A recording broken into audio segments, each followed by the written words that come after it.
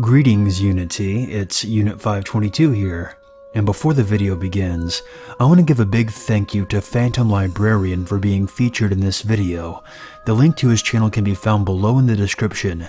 He has a really good channel and I highly recommend that you go check him out after the video is done. So without further ado, here are 5 true scary rest stop stories.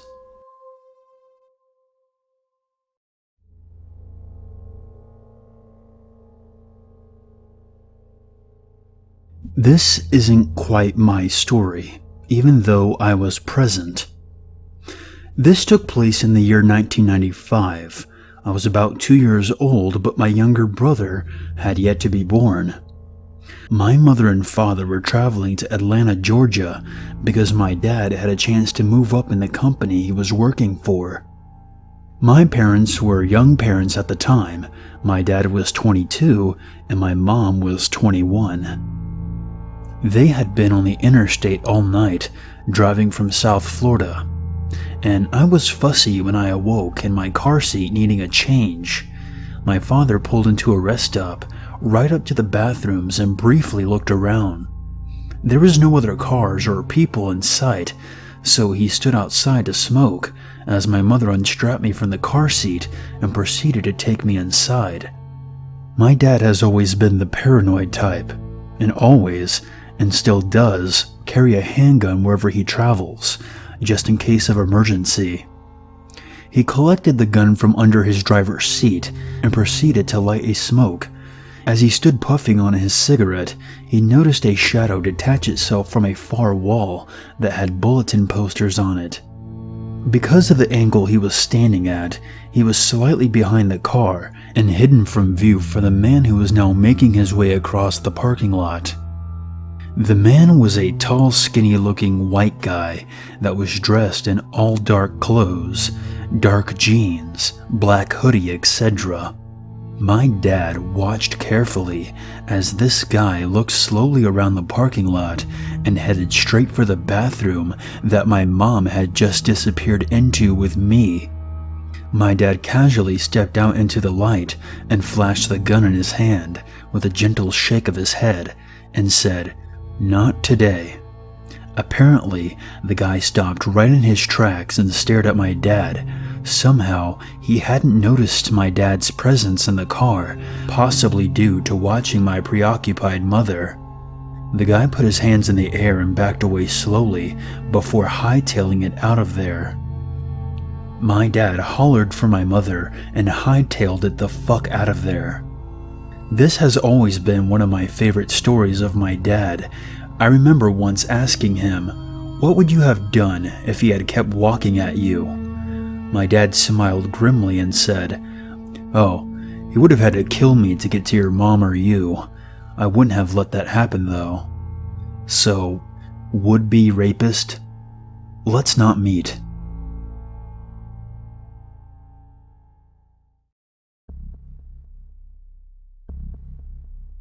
This happened a couple years ago when I was backpacking in Australia. I traveled around driving a van, like many backpackers there do, as it saves a lot of money with accommodation. I usually slept in rest areas, gas stations, or wherever I could park. This one night, I'd been driving for a few hours and started to feel sleepy. I decided then to stop in the next rest area, in the middle of nowhere.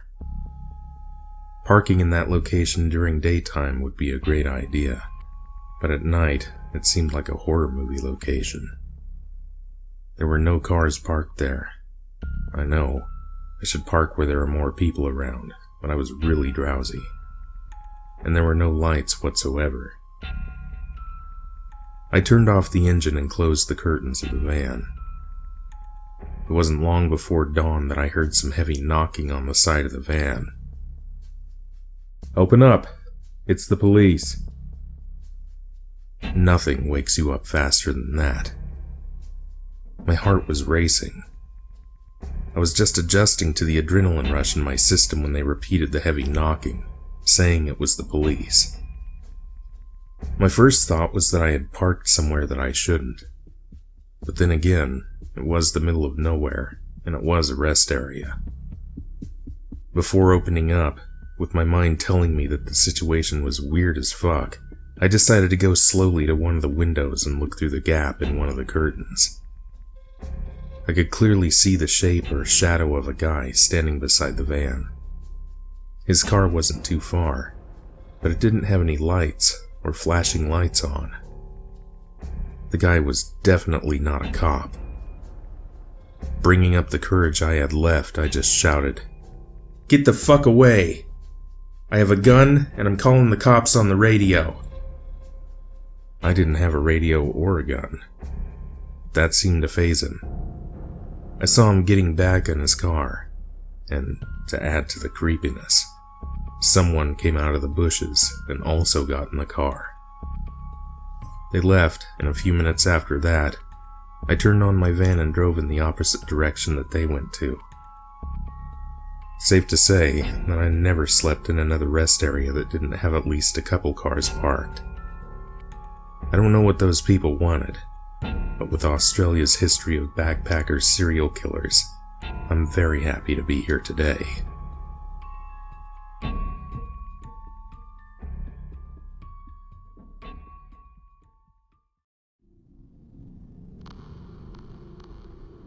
About 3 weeks ago, my mom told my brother and I this story, and it straight up gave me a yucky feeling.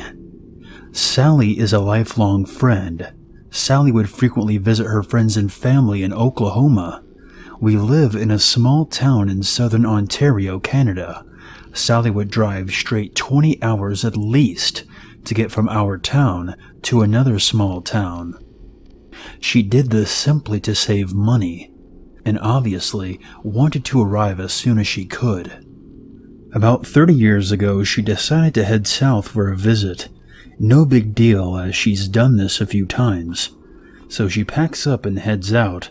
At some point, after driving about 14 to 15 hours, she started getting pretty tired. Being as it was probably the 80s, it was a little safer. So she decided that she would stop at a rest stop.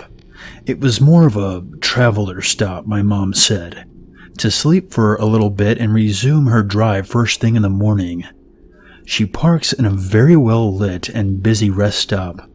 She parks right by the lights and felt at ease because there was an audience of travelers stopping and going.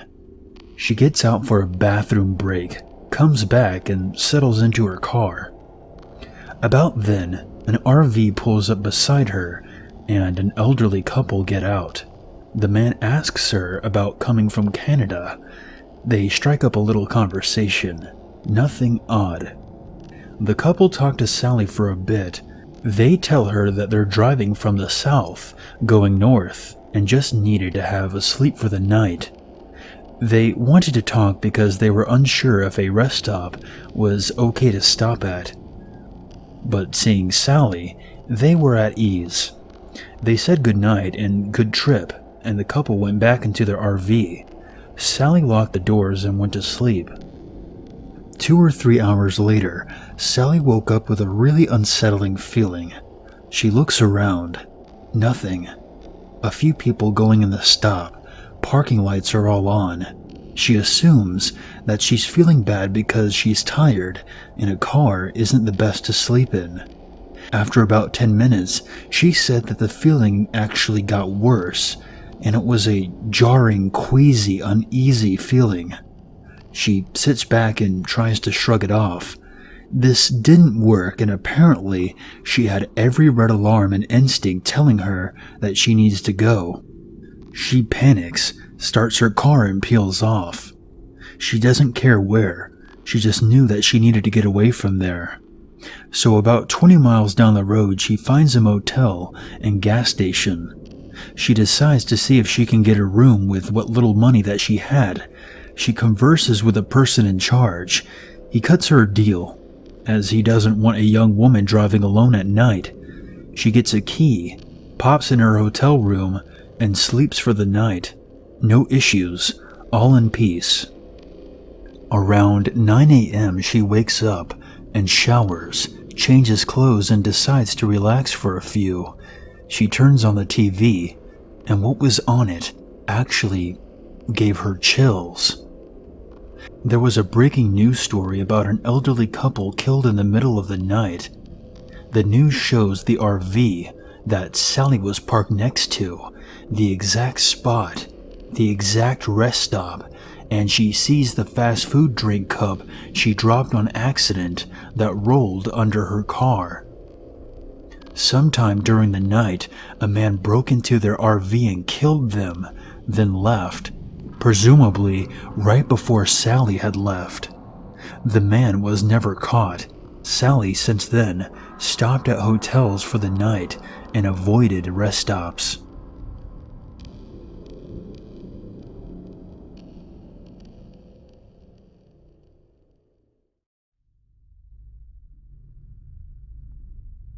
Back in 2005, when I was 18, I had just dropped out of high school in Minnesota. It was about halfway through the school year, and I just didn't have the credits I needed to graduate. I had some health problems my junior year, and was altogether frustrated with my life at this point in time. I was more concerned with drinking than I was school, so I dropped out and bought a plane ticket and went to live for a while with my cousin and his girlfriend in Washington State. They lived in a town about an hour north of Seattle. I also had some friends that were about a year older than me living down in Seattle. I would occasionally drive down to the city to spend a few days with them, go to concerts and things like that. After a particular stint in Seattle, I decided to head back north to my cousin's place. Me being the financially impaired individual that I was at the time, I left Seattle without $1 to my name. As I'm getting on the road, I notice I am very low on gas. I figure I can make it though. But of course, about 20 miles short of my exit, the car that I'm driving begins to putter and gasp for more fuel. Lucky for me, actually unlucky, I'm coming up on a rest area. So I pull in and go to the payphone and begin to call the very few contacts that I know in the state. I had no money, so I had to call collect. I get a hold of my cousin, and he happens to be about 3 hours away in his hometown, and drunk no less. No luck there, so I call his girlfriend, and she never answers. Everyone I know in Seattle doesn't own a car, so I'm kinda hosed. My cousin said he was coming home in the morning and could pick me up on his way through, so it looks like I'm spending the night at this rest stop. I get settled with my seat reclined, using a hoodie as a blanket. I'm there for about 20 minutes when a van pulls into the rest area. It was one of those Chevy Astro vans. The van parks, and out gets your typical creeper. About 5'5", pudgy, balding, thick glasses. Creeper begins walking around the parking area, glancing into all the parked cars. There were about 3 other cars at the time. He walks slowly right in front of my car, and just stares me down for what seems like an hour. At this point in time, I'm pretty sure my future involves me being referenced in a documentary about serial killers. So Creeper Guy gets back in his van, and parks it so he's behind me on the other side of the parking lot. I'm parked facing the bathroom area, and he's parked behind me facing the wooded area. At this point, I'm no longer reclined or relaxed. I'm now sitting quite awake, and I am not taking my eyes off this shithead. I can look in my side view mirror and see him in his side view mirror just staring at my car. This goes on for about 2 hours, and he would occasionally get out of his van and go stand in the woods in the darkness. I could tell he was still watching me, because I could see the cherry on his cigarette light up as he would inhale. At this point, I'm pretty on edge. I have to piss like crazy. There's no way in hell I'm going to walk into that bathroom with this guy around. I decide to call State Patrol and have them kick this guy out of here. So I ring the State Patrol and tell them the situation. They say they'll send a trooper through. I hang up the phone and I'm kinda pacing around, all the while keeping my eye on this creepo. After about 30 seconds, the payphone rings. I'm thinking it's the state patrol calling back for some reason. I answer. Hello? You, want to get your dick sucked? I just stand there in shocked silence. Let me suck your dick. What the fuck? Fuck no. I slam the receiver down. The damn creeper has the payphone number and is calling me from the woods. I'm slightly terrified at this point. I'm kind of frozen but ready to run 1,000,000 miles per hour if necessary. I've got my eye on the woods. The phone rings again. I can't decide whether to answer it or not. I don't want to miss the state patrol if they're calling for some reason, so I answer, silently. Come on, let me suck your dick. I don't want to have to hurt you. I could even give you some money. At this point, this piece of shit has threatened me, so I immediately go into rage mode. I start quickly for my car when I remember there's an axe handle in the back end for situations like this. As I'm walking toward the car, the creeper starts out of the woods and is walking towards me. I get to my car, grab the axe handle, and start toward this guy, pointing it at him. Motherfucker, get back in your van and get the fuck out of here, or I'm gonna bash your skull in. He stops in his tracks, stares at me, kind of assessing me. He turns around and gets in his van and slowly drives away, staring at me. I'm completely shaking due to the adrenaline when the trooper finally arrives. I tell him the whole story, and he takes my information and says he can drive me up the highway to the Denny's so I can stay the rest of the night safely there. He asks if we can first go to the other side of the highway to see if the guy has just switched rest areas. I agree. We pull into the rest area, and lo and behold, there's the van. The trooper approaches the van and is talking to the guy for about 5 minutes, and I can tell the trooper is giving him the third degree, sticking his finger in his face and raising his voice. The trooper returns and tells me the situation. Apparently, there was nothing he could do to charge the guy at this point in time, which seemed odd to me.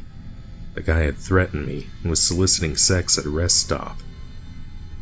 The guy didn't have a license. He claimed a friend had dropped him off, and he was waiting for him to return.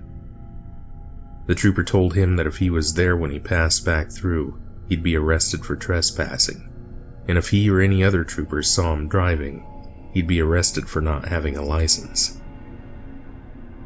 The trooper also told me that he had several pairs of binoculars and a large bag of candy in his front seat.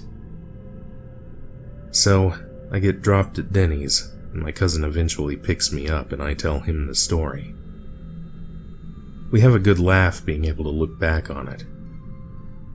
We go back the next day with a can of gas to get my car. End of story, right? Nope. We arrive at my car, and there's a note under my wiper. From the damn creeper. It was written in the form of a poem. I can't remember it exactly, but it went something like this. You should have shut your mouth, you stupid little bitch. Somebody should have taught you to never go and snitch. You should go and get back on mama's tit. And it went on for several pages, but can't remember more. The guy had cut the brake lines and everything he could underneath the car. We called the troopers again. They came and took the note and took some more information. It wasn't even my car. A friend of mine had been visiting from Minnesota and wanted to buy a car and road trip back. He decided against it and left the car and said I could use it, and he'd make plans to get it later. I didn't stay in Washington much longer after that. I spoke to an investigator one more time, but nothing ever came of it, and I don't know why. They knew who the guy was and everything. I was over it, just wanted to move on. For the short time I was in Washington after this, me and my cousin would pull into every rest stop we passed, hoping to find this guy. In retrospect, it's a good thing we never saw him again, because we were dead set on seriously hurting him.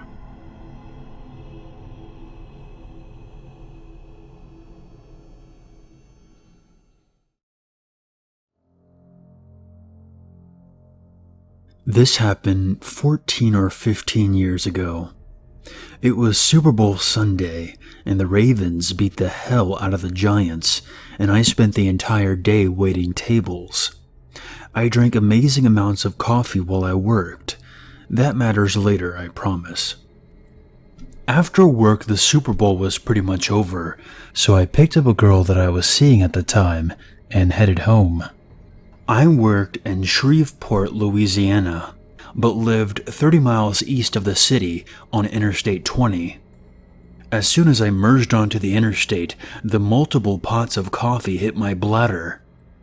There was a rest area just east of Shreveport, and I was speeding and praying that I would make it because peeing myself in front of my lady friend wasn't on the list of cool things to do. I made it to the rest area, and Grace started laughing when she figured out why I wasn't talking anymore. I parked, jumped out, and speed walked towards the bathrooms.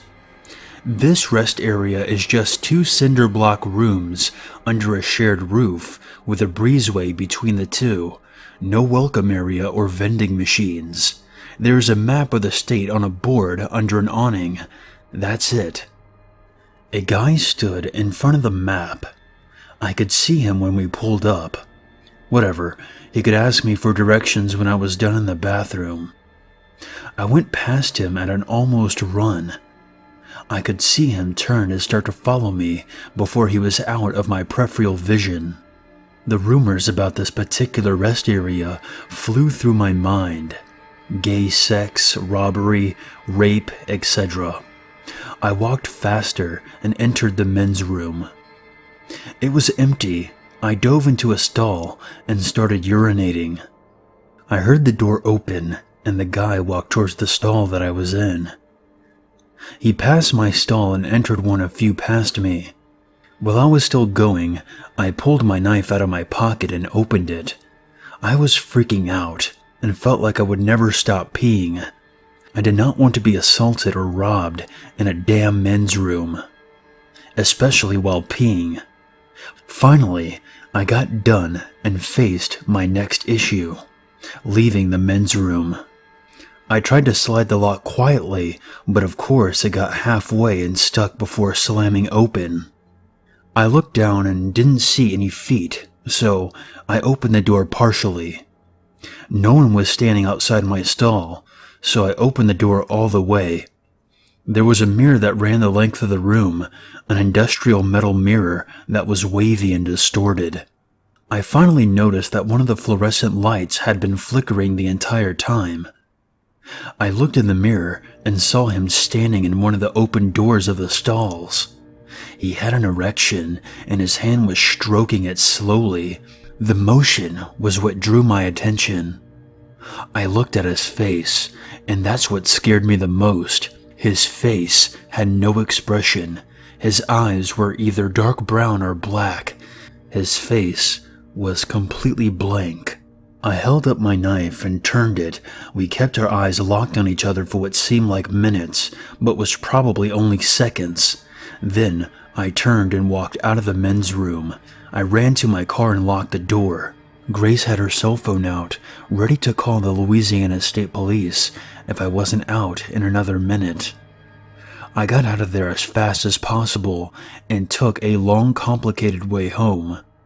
A few years later, the state demolished that rest stop for activity like that. Every time I drive past there where that place was, I have to look. I don't use interstate rest stops after dark to this day. So, creepy, scary, rapey guy, let's make that the closest thing we ever come to meeting.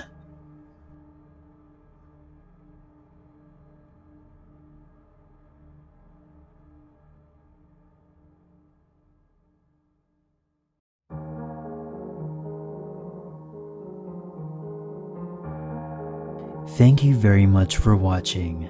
If you enjoyed this video, please share, like, and comment, and become part of the unity by hitting the subscribe button.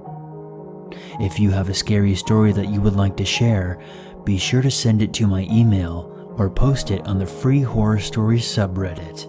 Consider donating to this channel and be sure to follow me on Twitter. And until next time, stay spooky and never forget, there's always a reason to be afraid.